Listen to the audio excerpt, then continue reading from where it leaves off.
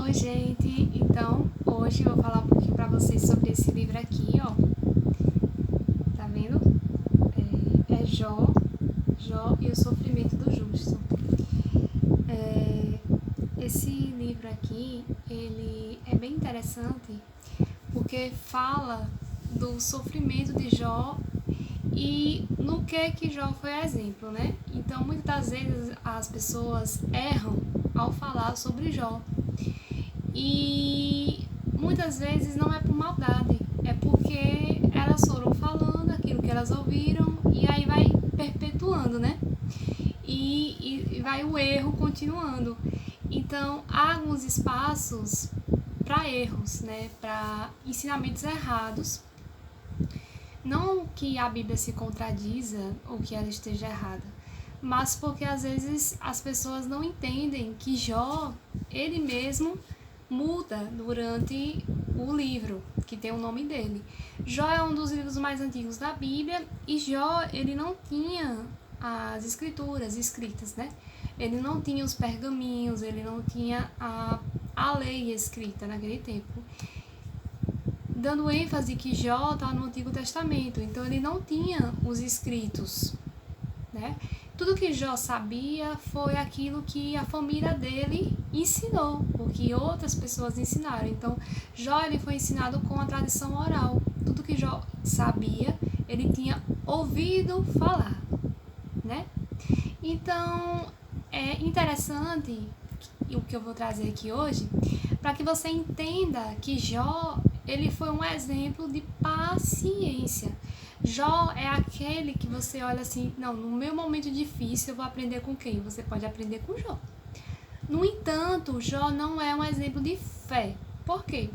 Porque a fé de Jó, ela não foi a maior das fés, entendeu? É tanto que ele não tá na galeria dos heróis da fé. E tem uma razão para isso. Embora Jó, ele tem declarações muito fortes de fé, mas ele não é um exemplo de fé. Jó é um exemplo de paciência na tribulação. É aquela pessoa que você pode olhar no momento difícil e aprender. Porém, de fé, ele não é um exemplo. E eu vou mostrar aqui a vocês alguns pontos no que Jó errou. E a gente vai trazer luz a essa história, porque Jó é uma história linda, mas ele mesmo disse assim, para você entender. E aqui nesse livro está escrito também. Ele diz assim: eu falei de coisas que para mim eram grandiosas demais, coisas que eu não entendia. Então, se ele mesmo disse que falou coisas demais, coisas que ele não sabia, que ele não entendia, então por que é que nós vamos acreditar fielmente naquilo tudo que Jó disse? Se ele mesmo disse que não entendia e falou do que não entendia. E ele diz assim: falei de coisas que não entendia, eram coisas grandiosas demais para mim.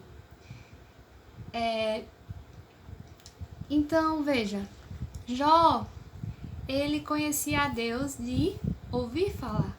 E ele mesmo disse lá no final do capítulo de Jó, ele diz: eu ouvi falar, mas agora eu conheço, agora os meus olhos te veem. Então Jó, antes ele tinha uma concepção de Deus do que ele ouvia. E depois do momento de tribulação que ele teve, ele conheceu Deus. E ele disse: agora os meus olhos te veem. Agora eu conheço o Senhor, porque agora eu te vejo. E antes eu não te conhecia. Então, o que era que Jó aprendeu com os familiares dele, com a tradição? Ele aprendeu que Deus era vingativo. Ele aprendeu que Deus dava e Deus tomava. Inclusive, ele falou isso. Ele falou: Deus me deu, Deus tomou. Mas só que não foi Deus quem tomou. Na Bíblia diz que Jó, ele morava na terra de Uz, ele era um homem justo e fiel. Não havia nenhum homem como Jó na terra. No primeiro capítulo de Jó, já deixa claro que Jó era íntegro. Então não tinha brecha na vida de Jó para todo o mal que veio sobre ele. Inclusive os amigos dele começaram a dizer isso, que Jó tinha pecado escondido, foi alguma coisa que ele fez de errado. Porém, não foi nada de caráter, não foi nada de erro na vida de Jó, porque a gente sabe que o salário do pecado é a morte, né? E houve morte na família de Jó, houve desgraças na casa de Jó, mas não foi por causa do pecado. Então, Bruna, tinha alguma brecha em Jó? Tinha alguma coisa que permitiu com que o diabo pudesse ter feito aquilo tudo? E foi o diabo ou foi Deus?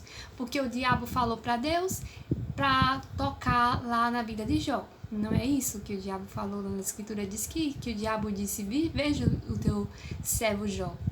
Ele tá assim te adorando porque você cercaste ele de bem.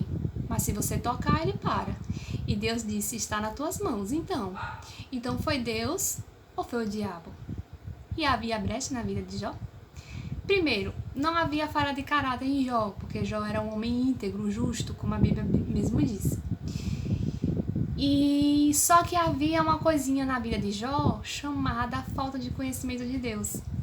Ele tinha medo, a Bíblia diz que não era nem temor, é medo, porque ele dizia: eu vou sacrificar ofertas, porque se os meus filhos pecarem contra Deus, eles estão perdoados. Então Jó, ele tinha medo de Deus. Jó acreditava que Deus dava e Deus tomava. Errado. Essa era a concepção da geração, daquilo que falavam a Jó. Porque Jó, ele ouvia falar de Deus assim, de um Deus que dava e tomava, de um Deus vingativo, de um Deus que matava. Então Jó, ele começou a ter medo de Deus. E aí ele fazia oferta pelo pecado que porventura os filhos dele tinham cometido. Nem tinha cometido, mas ele já estava fazendo oferta. E ele dizia isso de maneira expressa. Ele dizia, se meus filhos pecarem, e ele dizia: o mal vai vir sobre minha família.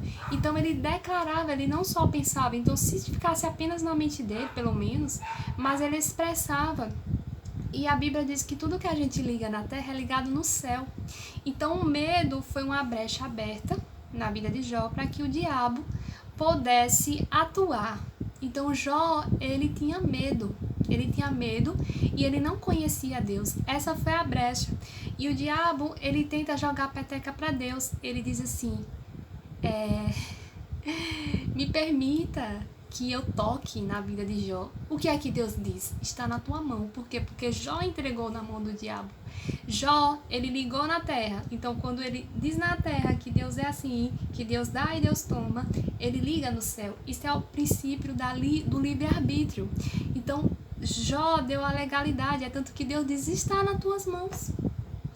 Aí Deus diz assim: você não pode tocar na vida, porque a vida, ela está sobre a autoridade de Deus. Mas as outras coisas, se nós dermos a legalidade ao diabo, o diabo pode sim vir.